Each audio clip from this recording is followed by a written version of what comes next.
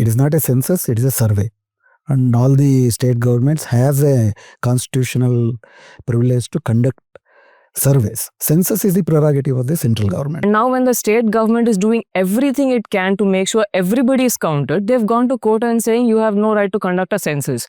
When the state government has the mandate in law to do this. Why would the government do something in such a hurry, considering that their previous survey was junked? And for a long time, Siddaramaiah actually tried to make sure that the 2015 survey is not junked, right? When you say government, we're not talking about one group, one homogeneous. I think that is where the problem is. This confusion that we've all been talking about is very deliberate. Let's say for a moment think that it's stemming from genuine confusion. People, members of the cabinet of this government have deliberately, one, confused people into thinking that there is a fear psychosis.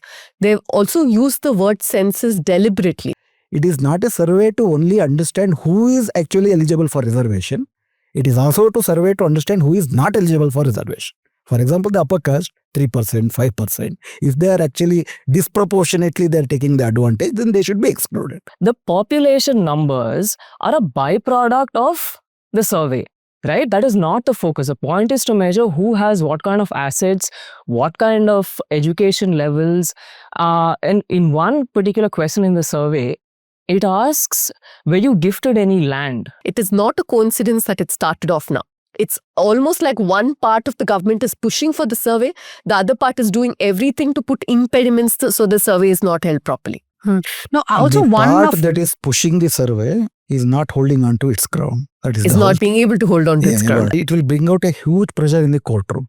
The judges will be under huge pressure because these individuals are not normal beings for that matter. Your previous caste does not, the discrimination does not get erased just because you converted to Christianity. That continues. This is the case even in Ramnagar. I was talking to Sudipto, who's our colleague, and we were talking about this case in Ramnagar, which also is the stronghold of DK Shivakumar, the Deputy Chief Minister. There were not once or twice, multiple times where Dalit Vokalika Christians had beaten up members of Dalit Christians. But on the surface, it looked like Michael beat up Michael, Peter beat up Peter.